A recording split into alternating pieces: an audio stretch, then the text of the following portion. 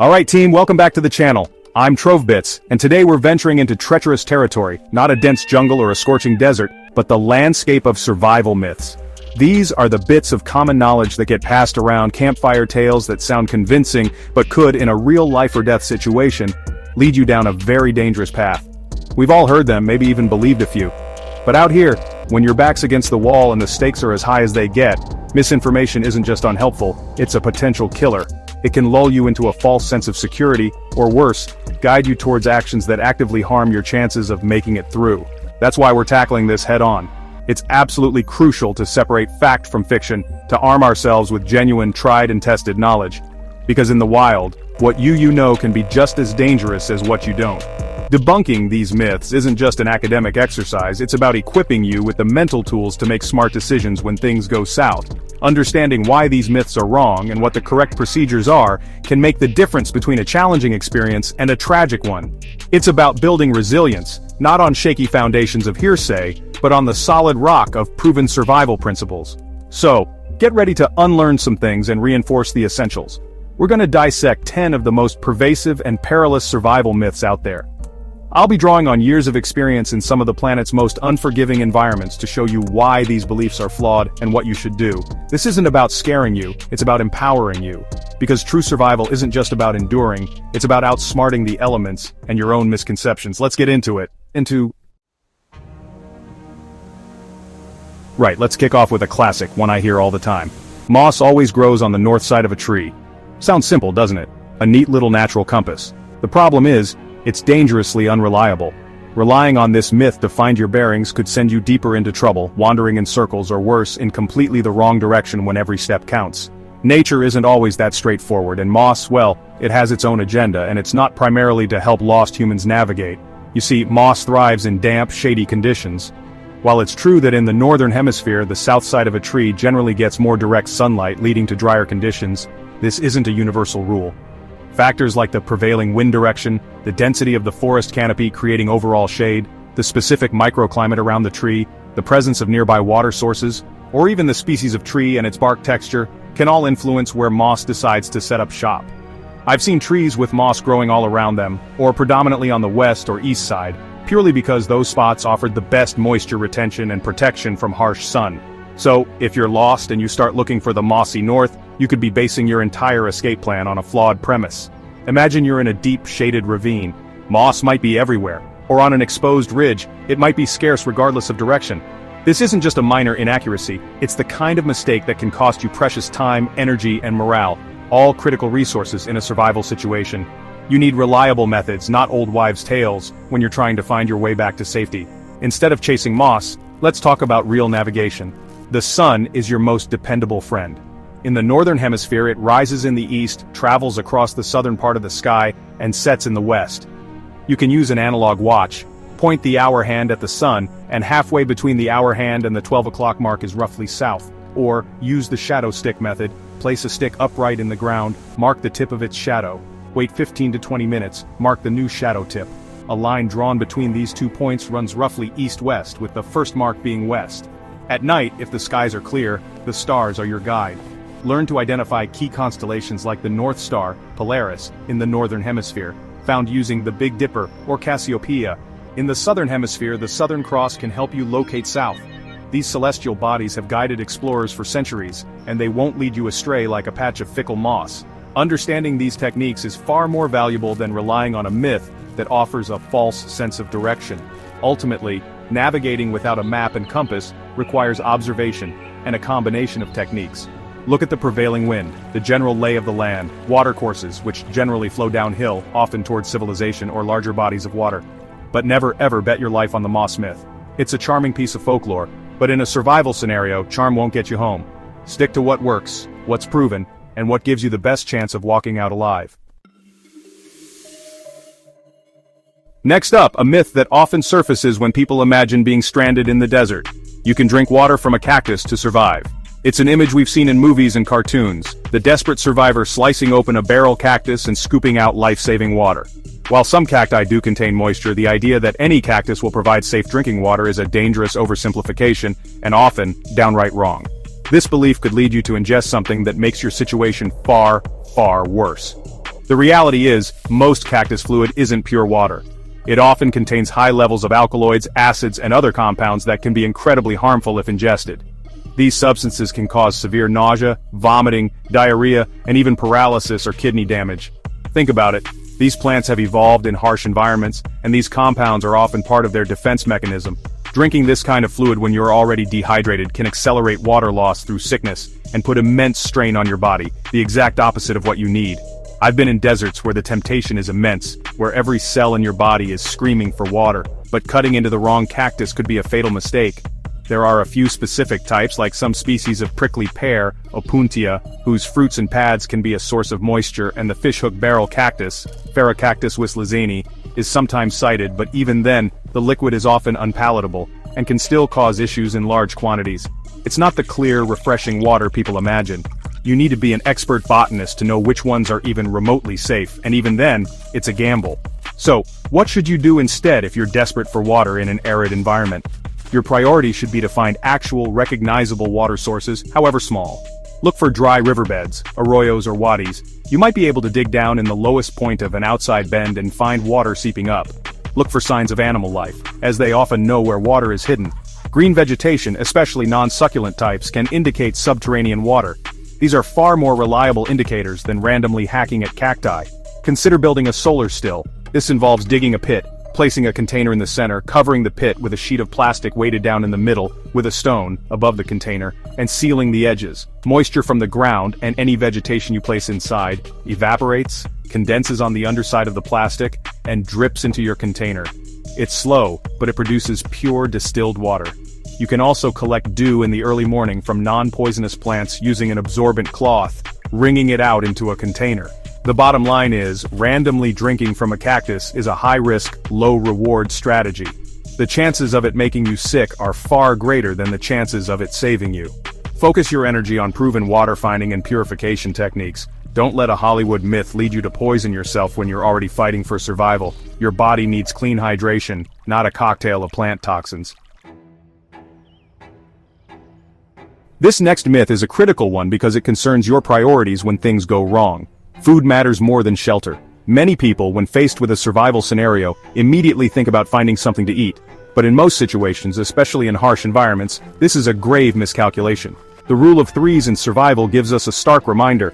You can typically survive about 3 minutes without air, 3 without shelter in extreme conditions like hypothermia or hyperthermia, 3 days without water, and 3 weeks without food. Notice where shelter sits in that hierarchy. Exposure to the elements is one of the quickest killers in the wild. Whether it's biting cold, torrential rain, or scorching heat, if you don't protect your core body temperature, your ability to think clearly and function physically will rapidly deteriorate. Hypothermia can set in even in surprisingly mild temperatures if you're wet and exposed to wind. Hyperthermia can incapacitate you within hours in hot climates. Without adequate shelter, your body is fighting a losing battle against the environment from the get-go. Spending your initial precious energy hunting for food when you don't have a safe, dry place to rest and regulate your temperature is a recipe for disaster. Foraging and hunting takes significant energy, and if you're already becoming hypothermic or overheated, you're just accelerating your decline. Your judgment will be impaired, your physical coordination will suffer, and you'll become more vulnerable to injury. A simple shelter can be the difference between weathering a storm and succumbing to it. It's your base, your sanctuary. Think of shelter as your primary defense. It shields you from wind, rain, snow, and direct sun. It helps conserve body heat in the cold and provides shade in the heat.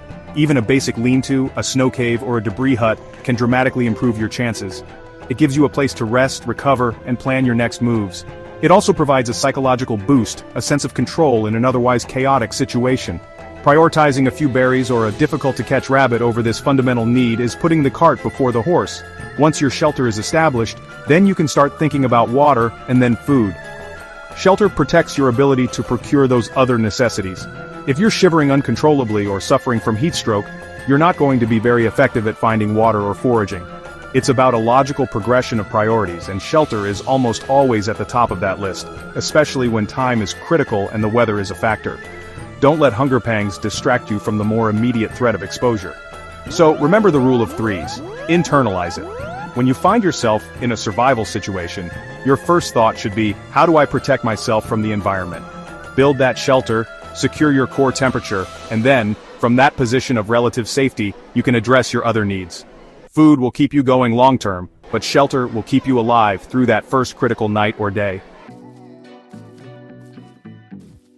Alright, let's tackle a myth that plays on our natural instinct to when we're in trouble. If you're lost, you should keep moving to find your way out or find help. This is a dangerous piece of advice that often leads people further into peril. While the urge to push on, to actively search for a way back, is strong, wandering aimlessly when you're disoriented is one of the worst things you can do. It expends precious energy, increases your risk of injury, and dramatically reduces the chances of rescuers finding you. The first thing to do when you realize you're lost is stop. Stop, think, observe, plan. Fighting panic is key. Stop moving. Take a deep breath. Continuing to push forward without a clear idea of where you are or where you're going often means you're just getting more lost, covering more ground that search parties will eventually have to cover. You could be walking away from your last known point, making the search area exponentially larger. Every step taken in the wrong direction is a step that complicates your rescue. Think about it from a rescuer's perspective. They will likely start their search from your last known point or your intended route. If you stay relatively close to that area, you are much easier to find. If you've wandered miles off course in a random direction, you become a needle in a vastly expanded haystack. Staying put, or moving only very short distances to improve your immediate safety or visibility, conserves energy that you will desperately need. Trudging through unfamiliar terrain when you're stressed and disoriented is exhausting, and a prime way to get injured. A sprained ankle can turn a bad situation into a critical one. Observe your surroundings. Can you identify any landmarks? Can you hear anything like roads, rivers, or searchers? Look for a spot that offers some shelter and visibility. If you decide to move, it should be with a very specific, logical purpose, like reaching a nearby hilltop to get a better view or signal, or moving to a more visible open area. But this isn't aimless wandering, it's a calculated short move. The general principle, especially in the initial stages of being lost, is that staying put is your best bet. Plan how you can make yourself more visible to searchers. Use a signal mirror, a whistle, 3 blasts is a universal distress signal, bright clothing, or create ground signals like an X or SOS in an open area using rocks or branches. If you have the means, a small controlled smoky fire can be seen from a great distance. Ensure it's safe and won't spread. The idea is to make it easy for help to find, rather than you trying to stumble upon help in a vast wilderness. So resist that powerful urge to just keep walking. Unless you are absolutely certain of your direction and have a clear, safe path to a known point, your best strategy is often to hunker down, conserve energy, improve your visibility, and wait for rescue. Panic makes you move, discipline makes you stop and think, and in a lost person scenario, that discipline can be the key to your survival. Here's a myth that appeals to our senses, but can have nasty consequences. If water in a stream or river looks clear, it's safe to drink. We see a beautiful crystal clear mountain stream, babbling over rocks, and it looks so pure, so inviting, especially when you're thirsty. The temptation to just cup your hands and drink is immense. But looks can be incredibly deceptive, and assuming clear water is clean water is a gamble you really don't want to take in a survival situation. The clarity of water tells you very little about what's actually it. While it might be free of visible sediment, mud, or debris, it can still be teeming with microscopic dangers, bacteria, viruses, protozoa, and parasitic cysts that are completely invisible to the naked eye. These little nasties can cause debilitating gastrointestinal illnesses like giardiasis, cryptosporidiosis, dysentery, or cholera. Getting sick with vomiting and diarrhea when you're already struggling to survive can rapidly lead to severe dehydration and incapacitation. Think about what could be upstream, even miles away from that idyllic-looking spot. There could be animal carcasses decomposing near the water source, livestock grazing and defecating, or even human waste from other hikers or settlements further up. Rainwater runoff can wash all sorts of contaminants into waterways. Just because you can't see the source of pollution doesn't mean it's not there. Many of these pathogens are hardy and can survive for long periods in cool, clear water. I've seen people fall ill from drinking directly from seemingly pristine sources. The symptoms can take hours or even days to manifest, but when they hit, they can hit hard. You'll be weakened, unable to travel effectively, and losing vital fluids at an alarming rate. This isn't just an inconvenience, it's a serious threat to your survival. Your body needs to be at its peak, or as close to it as possible, and a waterborne illness will cripple your efforts. So, what's the rule? Always assume that any natural water source is contaminated, regardless of how clear it looks. You must take steps to purify it before drinking. This is a non-negotiable aspect of water procurement in the wild. There are several methods, which we'll touch on more, but the principle is paramount. Clear does not equal clean. Don't let the visual appeal of the water lull you into a false sense of security. Treating your water is a critical habit. It might take a few extra minutes, but those minutes can save you days of misery, and potentially your life. Whether you're boiling it, using a quality portable water filter or chemical purification tablets, make sure you're neutralizing those invisible threats. Your health and your ability to keep going depend on it. That beautiful, clear stream is a resource, yes, but only if you treat it with the respect and caution it deserves. Following on from our last point, let's address a related and equally dangerous myth. You don't need to boil natural water if it's from a fast-flowing stream or a remote source. Some people believe that fast-moving water somehow cleanses itself, or that if you're high in the mountains, far from civilization, the water must be pure. This is wishful thinking, and it ignores the invisible microbial life that can still be present and cause serious harm. Boiling is one of the oldest and most reliable methods of water purification, and skipping it is a risk. The primary reason to boil water is to kill harmful pathogens, bacteria like E. coli and Salmonella, viruses like hepatitis A and norovirus, and protozoa like Giardia and Cryptosporidium. These microorganisms are the culprits behind most waterborne illnesses. While a fast flow might dilute contaminants to some extent, it doesn't eliminate them, and it certainly doesn't kill them. Animals, both wild and domestic, can contaminate water sources even in the most remote areas, and their waste carries these pathogens. To effectively purify water by boiling, you need to bring it to a rolling boil. A rolling boil is one that continues to bubble vigorously, even when you stir it. The general recommendation is to maintain this rolling boil for at least 1 full minute. At higher altitudes, above 6,500 feet or 2,000 meters, water boils at a lower temperature, so it's advisable to extend the boiling time to 3 minutes to ensure all pathogens are killed. This heat denatures the proteins within the microorganisms, rendering them harmless. Some might argue that boiling takes time and fuel, which are precious resources in a survival situation. While this is true, the alternative, getting severely ill, is far more costly in terms of your energy, hydration, and overall ability to survive. If you have the means to make a fire and a container to boil water in, even an improvised one like a tin can or a large seashell, carefully managed, it's an investment in your health that pays huge dividends. It's far better to be a little patient than to be incapacitated by dysentery. Think about the consequences. A few days of severe diarrhea and vomiting can leave you critically dehydrated and weak, unable to forage, improve your shelter, or signal for help. In a survival context, your physical well-being is paramount. Boiling water is a proactive step to protect that well-being. It's a simple, effective technology that humanity has used for millennia for a very good reason. It works. Don't cut corners when it comes to something as fundamental as safe drinking water. So, unless you have a high-quality, reliable portable water filter specifically designed to remove bacteria, viruses, cysts, or appropriate chemical purification tablets, boiling is your gold standard. Even if the water looks clear and comes from a rushing mountain stream, take the time to boil it properly. It's a fundamental survival skill, and ignoring it because of a myth or impatience is a gamble with your life. We touched on cactus water earlier, debunking the idea that it's a universally safe source. Now, let's specifically address the myth that cactus water is inherently hydrating. People often assume that any liquid squeezed from a cactus is akin to pure water, a desert oasis in plant form. This is a dangerous misconception because, as we discussed, many cacti contain substances that can actually dehydrate you further or make you incredibly sick, working against your body's need for true hydration. The liquid inside most cacti isn't just H2O, it's a complex cocktail of plant fluids, rich in oxalic acids, alkaloids, and other compounds. While these help the cactus survive, they can wreak havoc on the human digestive system. Ingesting them can lead to vomiting and diarrhea, which causes your body to lose fluids and electrolytes much faster than if you drunk nothing at all. So, instead of hydrating, you could be accelerating dehydration and electrolyte imbalance, a critical state in a hot environment. It's crucial to understand that moisture and safe hydrating fluid are not the same thing. Yes, a cactus contains moisture, but the quality of that moisture is what matters.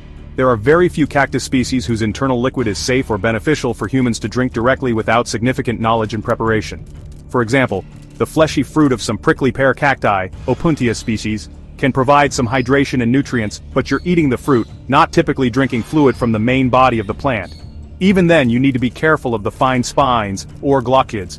So, if you're in an arid environment and desperate for fluids, what are safer alternatives to randomly tapping a cactus? As mentioned before, seeking out actual water sources, seeps, springs, digging in dry riverbeds, is a priority. Collecting dew in the early morning using an absorbent cloth from broadleaf non-poisonous plants is a viable technique. Creating a transpiration bag by tying a clear plastic bag over a leafy non-poisonous tree branch can collect water evaporated from the leaves. These methods yield actual water, not potentially harmful plant sap. The image of a survivor gratefully gulping down liquid from a freshly cut cactus is largely a Hollywood fabrication. In reality, it's a risky endeavor that requires expert botanical knowledge to even attempt with a small chance of success. For the average person in a survival situation, it's far more likely to lead to illness than salvation. Don't let this pervasive myth cloud your judgment when your life depends on making sound decisions about hydration. True hydration comes from water, or fluids that your body can easily process and absorb. When you're fighting for survival, you can't afford to experiment with unknown plant substances. Stick to proven methods of finding and purifying water. The cactus hydration hoax is a tempting mirage in the desert of misinformation. Don't fall for it. Your focus should be on genuine water sources, however scarce they may seem. Chapter 8. Charcoal's Hidden Power. More than just filter fodder. Here's a myth that misunderstands a useful resource. Charcoal is useless for water purification without a proper filter housing or system. Many people think of activated charcoal as something that only works in commercially produced water filters. While those filters are excellent, the raw material charcoal itself has valuable properties that can be utilized in survival situations even without sophisticated equipment. Believing it's useless on its own means missing out on a potentially life-improving, even life-saving tool. Charcoal, particularly activated charcoal, which has a larger surface area due to a special heating process, is incredibly porous, and has a strong ability to not absorb but adsorb, meaning substances stick to its surface, many toxins, impurities, and unpleasant tastes and odors from water.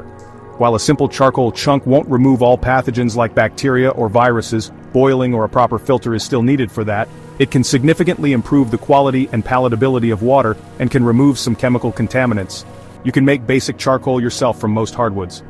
Burn wood in a fire with limited oxygen, for example in a covered pit or a metal container with a small hole, until it's charred black all the way through but not yet ash.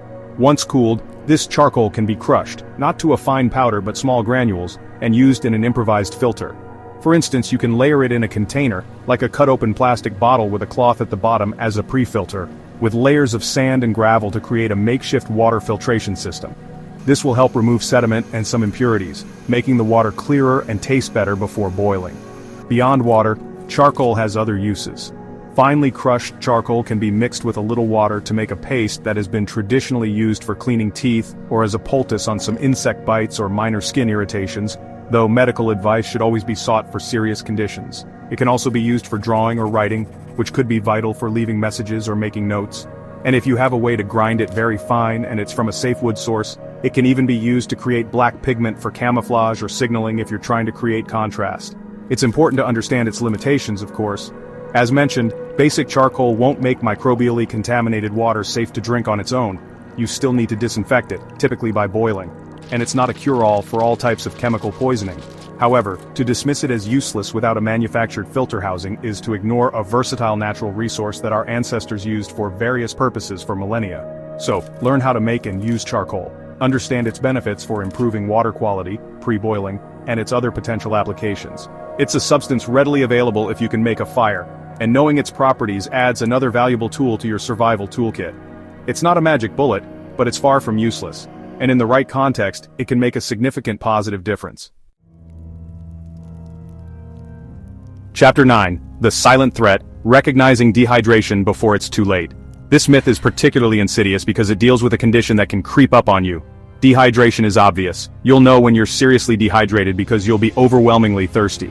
While extreme thirst is indeed a late-stage symptom of severe dehydration, relying solely on this indicator means you could already be in significant trouble. Dehydration often begins subtly with signs that are easy to miss or attribute to other factors like fatigue, especially when you're under stress in a survival situation. Early signs of dehydration can include a dry or sticky mouth, mild headache, dizziness or lightheadedness, especially when standing up, unexplained tiredness or lethargy, and decreased urine output. A very important indicator is the color of your urine. If it's dark yellow or amber, that's a clear sign your body is conserving water and you need to hydrate. Ideally, urine should be a pale straw color. These early warnings are your body's way of telling you to increase fluid intake before things get serious. If these initial signs are ignored, dehydration progresses. Symptoms can then include extreme thirst, as the myth suggests, but by now you're already quite dehydrated, very dark urine or no urine output at all, sunken eyes, shriveled or dry skin that lacks elasticity, if you pinch it, it stays tented, rapid heartbeat, irritability, confusion, and eventually, loss of consciousness.